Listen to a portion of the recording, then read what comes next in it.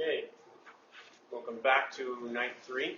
Okay, we're going to start where we left off after we have a little bit of a review to remind us of what we've been talking about. We know so far that Jesus has come to Jerusalem. He's ridden into the city as the king, right, on the donkey that's fulfilling the prophecy. Everyone was saying, "Hosanna to the Son of David. Blessed is he who comes in the name of the Lord." And the Pharisees were upset by that. The leaders didn't want to see him coming in like that. But Jesus says it has to be this way. And even the stones will cry out if these people are quiet. He's been teaching, healing people in the temple. He cleared out the temple on that first day, on Monday. Kicked out all the people buying and selling and all the money changers and tried to restore it to what it's supposed to be, a house of prayer, not a den of robbers. He's been questioned and tested by the religious leaders, by the Jews, the priests, Pharisees, the teachers of the law. They've come to him and asked him about taxes, about the resurrection and marriage, and about the greatest command. Some of them trying to trap him, some of them impressed by his wisdom. But his answers amazed the people because he's not trapped. His answers are very wise. And they stop asking him questions. And so he continues to speak to his disciples and teach them. He tells them about the destruction of Jerusalem that will come and his return after he leaves. We know that Judas is waiting for an opportunity to betray Jesus now. He's been paid 30 pieces of silver to betray his master, and he's only waiting for the proper time. Jesus has sat down and washed the disciples' feet. The Lord of all creation there on his knees, washing the feet of these men, giving them an example. He says, "You ought to also wash one another's feet." He gave them the bread and the wine during the Passover feast, and he said, "You take these things in remembrance of me. This is my body, this is my blood." It's a new covenant that's going to begin.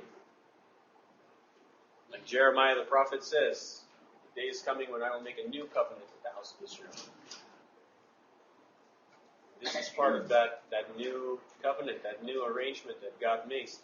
Jesus tells his disciples about these things. And we saw that he spent some time talking to them. Right? He gave them a new command.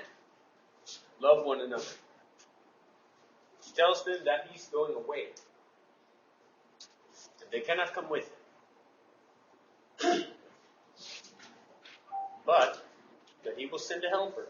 He will send the Spirit of truth, a counselor, that will come out of the Father and give them the things that belong to Jesus, right? The words of Jesus for them to speak, for them to know all the truth. That they will not be left alone as orphans. Jesus is going away, but he's not deserting his people. They should be happy, he says, because I'm returning to the Father, after all.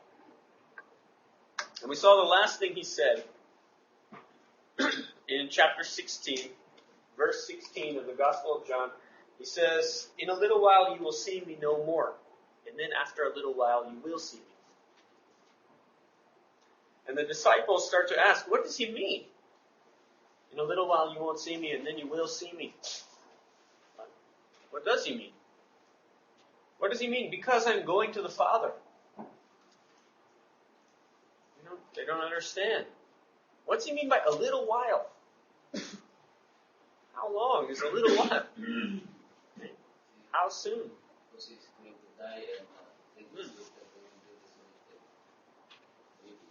Maybe. Right? Jesus says, are you asking me about, are you talking to each other about what I asked you about? What I said? says, I tell you the truth, you will weep and mourn while the world rejoices. That gives us a clue what he's talking about. The world is going to rejoice. The disciples are going to weep. Jesus is going to die. Truly. And these who have followed him for so long, their Lord, their Master, will be killed. What are they to do? He says, but your grief will turn to joy. In a little while you will not see me. But then in a little while you will see me. He says, like a woman giving birth to a child. It's her time has come. It hurts.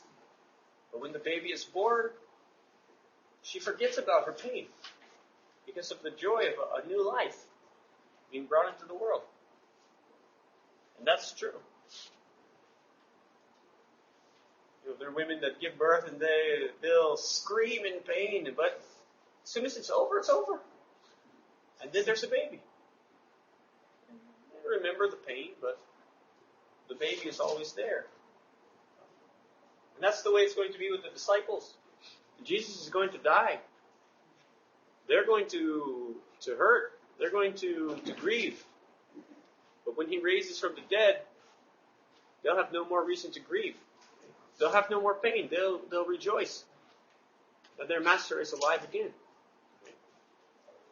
And then they'll remember the pain that they felt, but the pain is no more.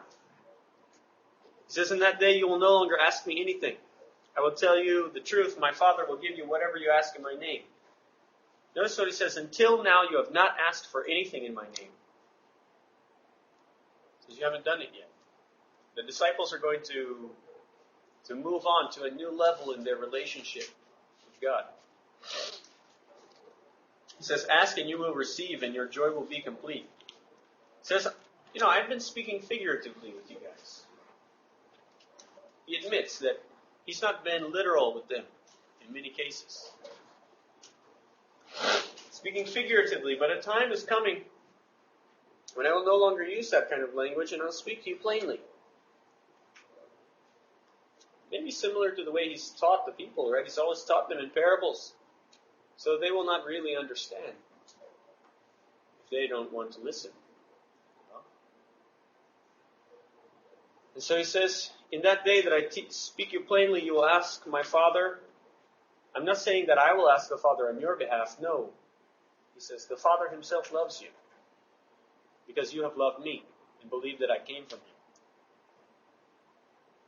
So, until now, they've been asking Jesus for things, right? And Jesus has been asking the Father to do these things. And they've not been able to do, they've been given some power. But the time is going to come where they're going to ask the Father directly. Because the Father loves them. Sort of like Jesus says, you're not my servants. I'm not going to call you servants anymore. You're my friends. Because you know my business. You know what I'm doing. It says, I came from the Father and entered the world, and now I'm leaving the world and going back to the Father. And they said, aha. Now you're speaking clearly to us. We can see that you know all things. No one needs to ask you any questions. You're finally speaking plainly with us. You're in the world, and you're going to leave the world and go back to the Father. That's what you mean. That's what Jesus meant this whole time. That for some reason they didn't understand. And so Jesus says, there's a couple of possibilities for this verse 31. Some say, you believe at last. Like, finally, you believed. Yes. But the other possibility for this translation is, do you now believe? Do you really believe even now? So he could be saying one or two different things. There's some debate about that. But he says, listen, the time is coming and has come when you will be scattered, each one to his own home. You will leave me all alone. You'll all leave. Where does he say? But I'm not alone, because my Father is with me. It's an interesting statement. We're going to see something related to that later on. Jesus says, you're all going to leave me alone, but truly I am not alone. Because my Father is always with me. Because I'm always doing what He wants. So, He goes on and He prays at that time. He looks toward heaven. And He prays, Father, their time has come. Glorify your Son, that He may glorify you. For you granted Him authority over all people, that He might have eternal life. That He might give eternal life to all those you have given to Him. Now this is eternal life, that they may know you, the only true God, and Jesus Christ whom you sent. I have brought you on the earth. I have brought you glory on the earth by completing the work you gave me to do. Now, Father, glorify me in your presence with the glory I had with you before the world began. Father, the time has come. I'm about to finish what you sent me here to do. Give me the glory that I had before the world even began. He continues to pray, but for His disciples, not only for Himself. He says, I've revealed you to those who you gave me out of the world. To the disciples. He's revealed God to them. He says, if you've seen me, you've seen the Father. He says, they were yours. You gave them to me, and they have obeyed your word. Now they know that everything you have given me comes from you. All the things that Jesus has given them, all the things that Jesus has came from the Father. And the disciples finally realize that. That He's not doing this thing on His own accord, but He's doing what His Father tells Him to do. He says, they believe that you sent me. I pray for them. Not of those of the world, but those you've given me. So I'm praying for everybody. He's praying for His disciples, these men sitting here with Him. The 11 in particular. He says, I will remain in the world no longer, but they are. I'm coming to you. Protect these men. Protect them by the power of your name. He says, while I was with them, I protected them and kept them safe. He says, I did not lose any of them except the one doomed to destruction. So Jesus has protected these guys for these last 2 or 3 years as they followed Him around. Do you know what power Jesus has in that way? You read the stories where Jesus is there and He's about to be stoned, but He just walks away because His time has not come. And they can't find Him. He just walks right through their midst and they don't do anything about it. Very interesting. He's been protecting His disciples this whole time. But He says, God, I'm returning to you. Father, I'm returning to you. So keep a watch on these guys. Take care of these guys.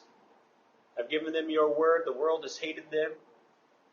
My prayer is not that you take them out of the world, but that you protect them from evil. Jesus knows they have a job to do. Because if these 11 were to be taken out of the world like Jesus is going to be, then what would happen to the church? It would never come. Well, if all those who believe just return to God right away, then who's going to spread the news? Well, what's going to happen to the rest of us? He says, set them apart. As you have sent me into the world, I have sent them. And he continues to pray not only for those 11, but for all those who will believe through them, through their message. Because they're going to go out. We'll see that Jesus says later on in Acts, He says, you will be my witnesses. Starting in Jerusalem, in Judea, Samaria, and unto the rest of the world. They're witnesses to these things. He prays that those who will believe through these witnesses will be in the Father. That all of them may be one, just as you are in me and I am in you. May they also be in us, that the world may believe that you have sent me. See? Jesus and the Father are one. They're in each other. Well, the believers ought to be in them as well.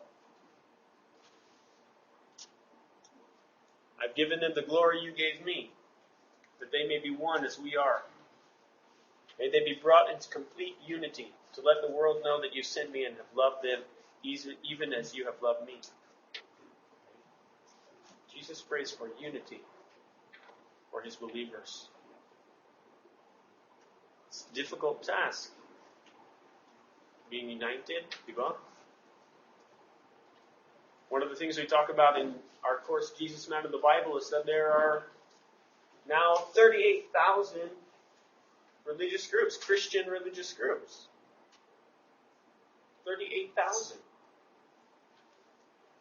20, 30 years ago, there were only 20,000.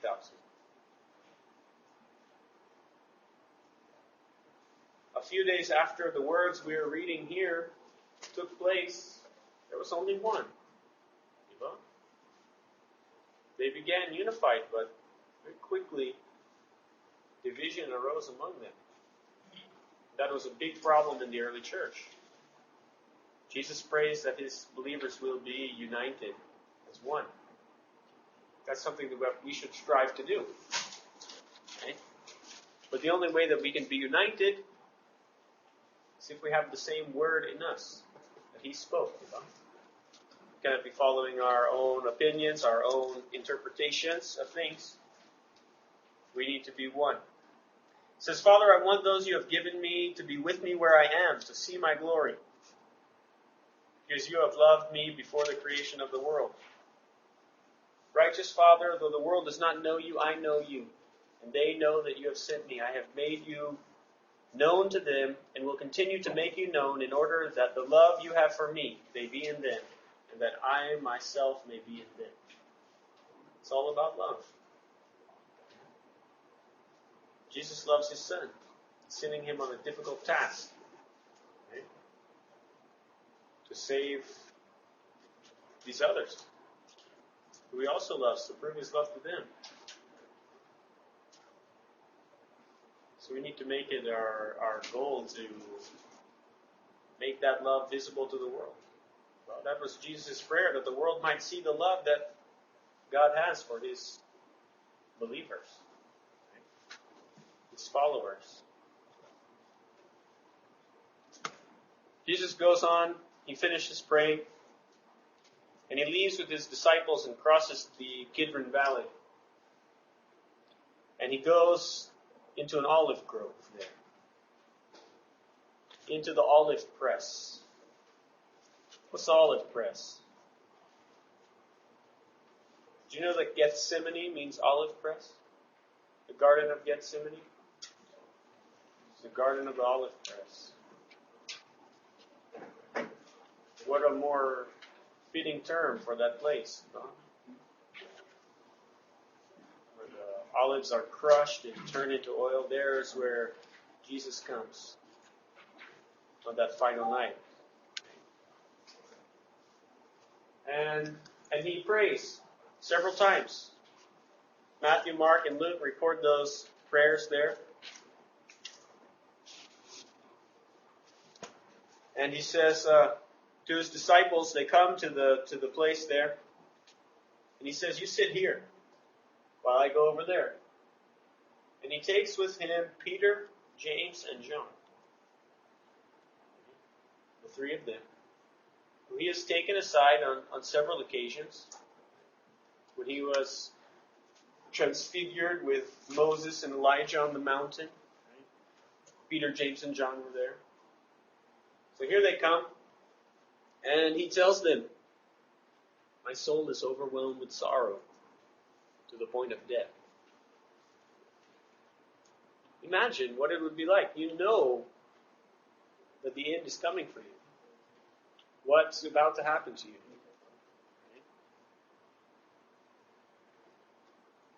This is probably one of the most difficult moments in Jesus' life. We talk about Satan tempting Jesus, in the desert. But this is a much greater temptation than that.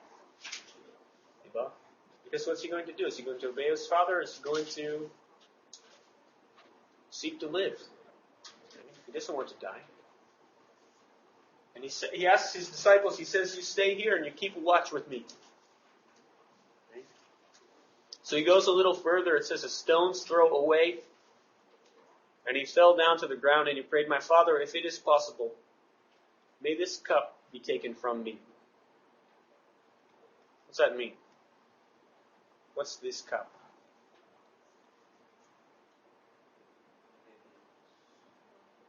That's the suffering, the death that he's going to have, the obligation that he has. Right? It's what he has to do. Lord, take this from me if there's any way, Father. He says what? Yet not as I will, but as you will. Not my will, but yours be done. He returns to the disciples. There they are sleeping. Remember, it's the middle of the night. I don't know about some of you, but I stay up really late. Right? We got bright lights. We work in the afternoon here, and so we have classes until late in the evening. So sometimes we don't get to bed until after midnight. But these people, they've been up since before dawn, probably. And they came in making preparations for the Passover and all of that, and here it is, maybe around midnight or something. It's been dark all this time, and they're tired. And there's nothing to do. They don't have a Game Boy or a iPod or something that they can play some games on while Jesus is praying. Jesus finds them sleeping, and he says, could you not keep watch with me for 1 hour? 1 hour? Go back. Verse 38, my soul is overwhelmed to the point of sorrow, to the point of death. Stay here and keep watch. Because my Father, if it is possible, may this cup be taken from me, yet not as I will, but as you will. That didn't take an hour to say. Well, I wonder what Jesus said that night. Surely he didn't repeat that one line over and over and over again, but I don't know. But he said many things, surely. He said, could you not keep watch with me for 1 hour? He asked Peter, he says, watch and pray so that you will not fall into temptation. The spirit is willing, but the body is weak. Peter said what? Well, I'll not deny you, Lord. But here he is sleeping. He's confident that he won't deny Jesus, but Jesus knows what's going to happen. Perhaps if Peter had spent the next hour or two in prayer instead of sleeping, he might have had a little more confidence. Might have had a little more strength. Might not have been tempted to deny his Lord. But Jesus went away a second time and prayed, my Father, if it is possible for this cup to be taken away unless I drink it, may your will be done. If there's no other way, I have to drink it. Then may your will be done. And he came back and they're sleeping again. He just scolded them. And so he just went away and prayed the same prayer a third time. And he returned and said, are you still sleeping and resting? Look, the hour is near and the Son of Man is betrayed into the hands of sinners. Rise. Here comes my betrayer. My betrayer is here. Let's go. And so he begins to speak to them. Right? Luke says that while he was praying, so intense that the sweat was falling from his forehead like drops of blood. And the head wound bleeds really badly. He's not having like bloody sweat or anything. It's just that the sweat is really falling off his head. And this is a cold night. It's not hot. He's not sweating because it's hot. He's sweating because of the sorrow and the anguish. It's a lot of effort to maintain himself with what he's going to have to do. So he says, "Rise, here comes my betrayer." While he's still speaking, Judas arrives with a large crowd. I don't know how many, but they had swords and clubs. They were sent by the chief priests and the elders of the people. Probably a crowd large enough to overwhelm the disciples, because they needed to be able to arrest Jesus. If his disciples try to defend him, what's going to happen? We know that the disciples have 2 swords. Luke tells us that before they left the room that night, Jesus said that, you should buy a sword if you need to. And they said, "Lord, we have 2 swords." And he said, "That's enough." Got enough. So he went out. They came, and Judas had arranged a signal. Now there's a little interesting thing that happens here. When they first come out, Judas appears, right? And he's guiding the soldiers and the officials along. They've got torches and lanterns and weapons and everything, and they're coming out to arrest him. Jesus knows what's going to happen. And so he goes up to them. He just confronts the crowd. This armed crowd. He says, "Who are you looking for? What is it you want? Who is it you want?" They say, "Jesus of Nazareth." He says, "That's me." And he said, "I'm he." And they just fell back. I don't know if they were shocked. They weren't expecting him to appear and just present himself to them. I don't know what happened, but it says that they drew back and fell to the ground. Doesn't explain anything about it. Just says that. And he asked them again, "Who is it you want?" They said, "Jesus of Nazareth." He said, "I told you I am he. If you're looking for me, then let these men go." You let these men go. It says, "This happened so that the words he had spoken would be fulfilled. I have not lost one you have given me." And Judas came up to him and said, "Rabbi," and kissed him. That was the signal that he had arranged. Because remember, even though Jesus has been teaching and everything in the temple, and there's been lots of people around, maybe the guards and these people don't know exactly who Jesus is, and in the dark, they want to make sure that they arrest the right person, because they're only going to get one shot at this. So Judas goes up and kisses the one they're supposed to arrest. Jesus says, "You betrayed the Son of Man with a kiss?" Really? Is that what you did? Well, What's the reason why Jesus asked them to bring sword? Is it just so that Peter broke up the air of the servant? it could be. I don't know why. But he told them, and they said, "We have 2. And Jesus said, "That's enough." And so they came. And Jesus told them, "Friend, do what you came for." And so they arrested him. And then Jesus' companion, Peter, as we see from the Gospel of John, Simon Peter draws a sword and struck the servant of the high priest's ear, his right ear, and cut it off. That servant's name was Malchus. So Malchus is attacked. Jesus Man of the Bible, we do a sample Bible study about this little story here of Malchus. And the disciples run away. Right? After Malchus is attacked, Jesus tells Peter, "Put your sword away. Shall I not drink the cup the Father has given me? Don't you know he who lives by the sword dies by the sword? Don't you know that I can call upon my Father, and at once he will put at my disposal more than 12 legions of angels?" That's a lot of angels. 12 legions. One Roman legion had 6,000 soldiers. So 12 legions would have been like 72,000 angels. Who's going to be able to defend against 72,000 angels? In one night, one angel killed 178,000 people when Sennacherib surrounded Jerusalem. Okay? Jesus says, Peter, put your sword away. Don't you know I have to do this?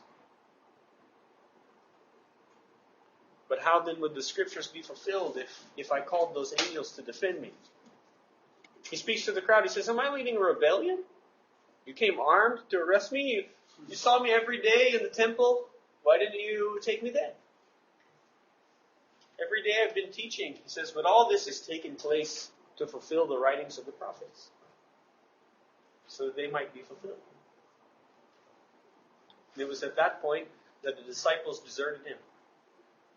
They left. They ran away. Mark tells us that a young man wearing nothing but a linen garment was following Jesus. And when they seized him, he fled naked. There's some speculation that that might be Mark himself. John Mark, the companion of Barnabas, cousin of Barnabas. That when he was young, he was with Jesus, and he fled that night naked, so he wouldn't be arrested. So that's a rough night. His disciples run away. But they don't all flee for their lives necessarily. Some of them follow cautiously behind. They take Jesus to the house of the high priest, Caiaphas.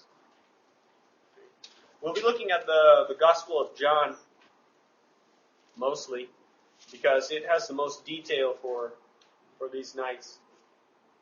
It says in chapter 18, verse 12, that the detachment of soldiers and his commander and the Jewish officials, they arrested Jesus, they bound him and brought him to Annas, the father-in-law of Caiaphas. And then Simon Peter and another disciple, that would probably be John, were following Jesus. And because John was known to the high priest, he was allowed inside. But Peter had to wait outside the gate. So I don't know if John went first or something, and he went in, and then Peter called to him something. John came back and talked to the girl, and they let Peter in. So there they are inside, while Jesus is being questioned by the high priest in the courtyard. And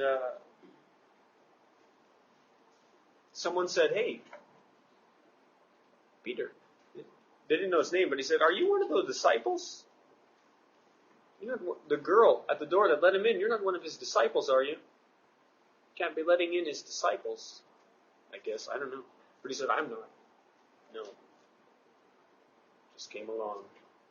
I don't know. It says it was cold. I told you it was cold. They had built a fire to keep themselves warm. So he was standing there warming himself. The high priest questioned him and his disciples, about his disciples and about his teaching. What have you been teaching? What have you been saying? Jesus said, I always spoke openly to the world. I taught in the synagogues and the temple. All the Jews came together. I didn't say anything in secret. He taught them in parables, They all heard his message. He said, why do you question me? Ask those who heard. Surely they know what I said. Someone struck Jesus in the face. He said, are you going to answer your high priest that way? What's Jesus' reply? If I said something wrong, testify. So what I said was wrong. But if I spoke the truth, then why did you strike me?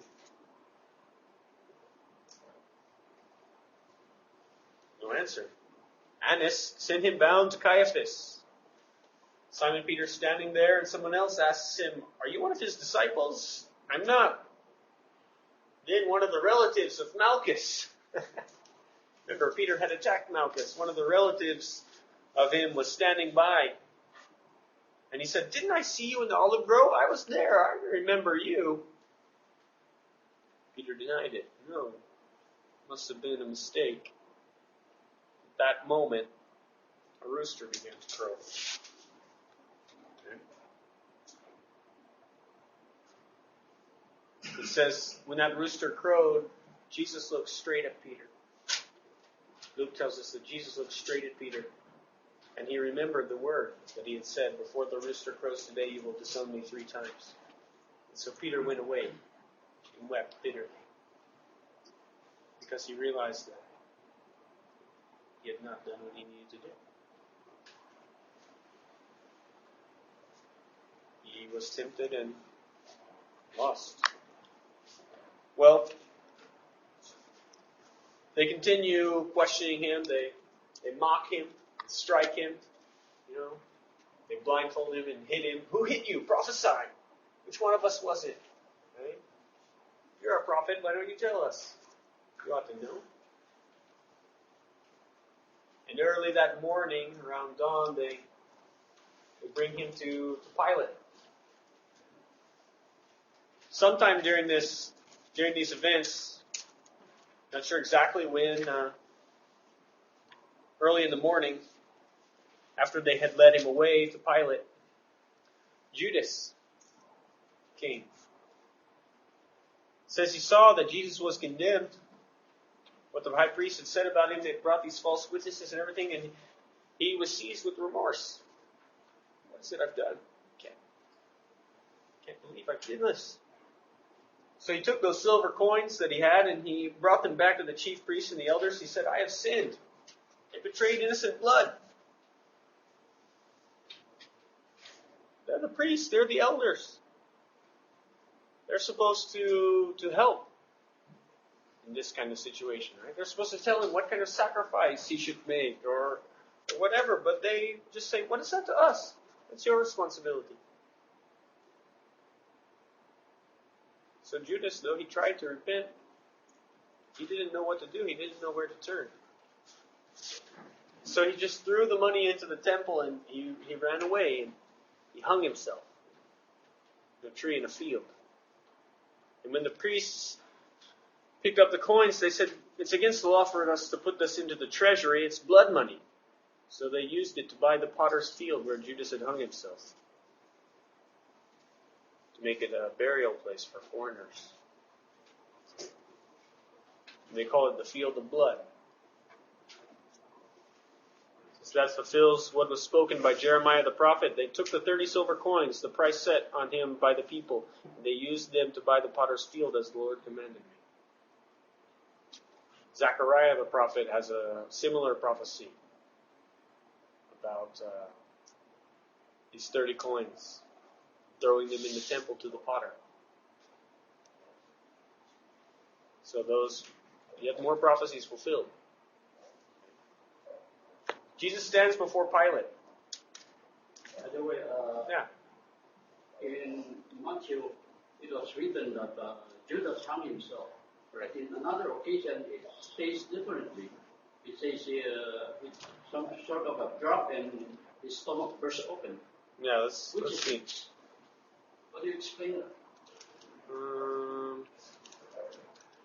I think maybe that's smoke.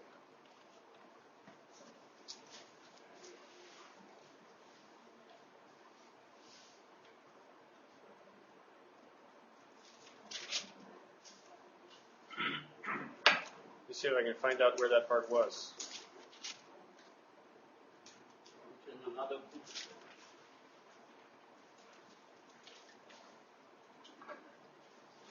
Maybe.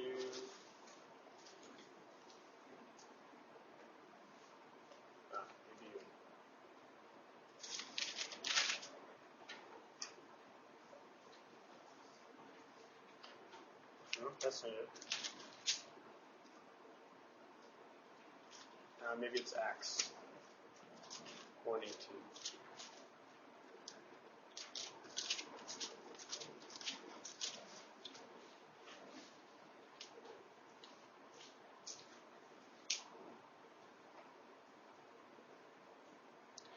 Yeah, it says in Acts, with the reward he got for his field, for his wickedness, Judas bought a field There he fell headlong, his body burst open with all his intestines spilled out.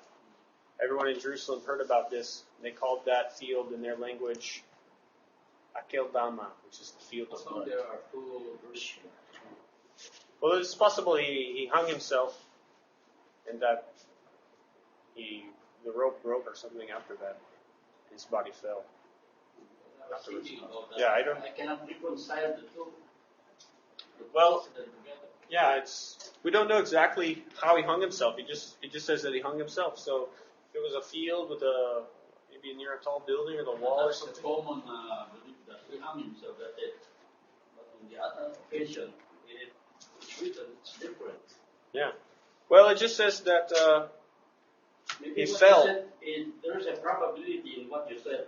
Yeah. Maybe the rope was Yeah. cut or it dropped or something. It is possible. Yeah. So I don't. That's the only explanation that I can think of. But it's a good question. There's a lot of things like that because since we don't have all the details in one place, we have to piece together what we can as best we can. Let's come back to this one here. Jesus' question by Pilate. John tells us that he was taken before Pilate. The Jews did not go in. They did not want to become unclean by going into a Gentile residence where Pilate lived. So they waited outside. Pilate asks them, "What charges do you bring against this man?" And they say, "Well, he's a criminal, right? That's why we're bringing him to you." So Pilate says, "Well, you go and judge him yourself. Use your own law, right?" They say, "Well, we don't have the right to execute anyone. We don't have the authority to execute someone." So Pilate brought him in and asked him, began to question him, "What is it you've done? Are you the king of the Jews?" Because that's what's being talked about. Jesus asks, "Is that your own idea? Or did others talk to you about that?" Pilate says, "Am I a Jew? Your people handed me over to you. Your people handed you over to me. It was your chief priests. What is it you've done?" Jesus says, "Well, my kingdom's not of this world. If it were, my servants would prevent my arrest by the Jews. But my kingdom is from another place." And he says, "You are a king." Okay. Well, you're right in saying I'm a king. In fact, for this reason I was born. For this reason I came into the world, to testify to the truth. Everyone on the side of truth listens to me. Pilate, what is truth? And then he sends Jesus back out. He says, "I don't see any reason to kill this man. Right? I don't find any basis for the charges against him. It's our custom. It's your custom that I set one of your prisoners free for this feast. So who do you want me to release? Shall I release the king of the Jews?" Maybe Pilate I don't know if he thought it was kind of funny. And here he had the king of the Jews arrested. He says, "Shall I release your king to you?" They say, "No. Give us Barabbas." Who's Barabbas? He's a criminal, an insurrectionist, wanted for murder and rebellion. Right? So Pilate released Barabbas. Had Jesus flogged. Right? The soldiers there twisted a crown of thorns, put it on his head. They put a purple robe around him, and they bowed down, mocking him, "Hail, King of the Jews!" After he's beaten and bloody, Pilate brings him back out. "Look, I'm bringing him out. I find no charge against him." Right? Here's the man. Jesus comes out wearing the crown and the robe. Here's your king. You sure you don't want me to give him back? It's kind of hard to interpret Pilate's attitude at this point. Was he mocking Jesus as well? It's hard to tell. He's definitely worried and concerned at some point. Because he brings him out and they all shout, "Crucify him, crucify him." He says, "You take him and crucify him." And they said, we can't. It's against our law. We have a law that says he must die. He claimed to be a son of God. I'm sure Pilate has heard a little bit of what's going on in the city. It's his job to govern the city, to take care of it. So when a person like Jesus comes in and there's a huge crowd around him and he's doing all these miracles, and the Romans can look down into the temple from the Tower of Antonia, I'm sure he's heard reports about Jesus. Now he hears that the Son of the God. He brings him back. He's very afraid. He says, where do you come from? Won't you answer me? Don't you know I have the power to let it go? But Jesus doesn't speak to him. Jesus finally says, you would have no power if it were not given to you from above. Therefore, those who handed me over to you are guilty of a greater sin. And so, Pilate realizes something's not right. And he keeps trying to get Jesus free. He keeps trying to set him free, but the Jews keep shouting, anyone who calls himself a king opposes Caesar. If you let this man go, you're not a friend of Caesar. It's kind of what changes Pilate's mind, I think. What forces his hand. What's he going to do? If he lets the king live, then that's in opposition to his emperor, right? His Caesar. So he's got to do what he can. He heard this. He brought him out to the judgment seat, and he judged them. He said to the Jews, here's your king. He said, take him away. He said, shall I crucify your king? You really want me to crucify your king? What is their response? We have no king but Caesar. Very interesting. When you read this, if you've read the story of Samuel, this should remind you of something. Because it was in the time of Samuel that Israel cried out for a king and asked for a king. Samuel was one of the judges, right, the leader of Israel. He asked for a king, and Samuel was upset, and God said, don't be upset. They're not rejecting you, they're rejecting me. It's their king.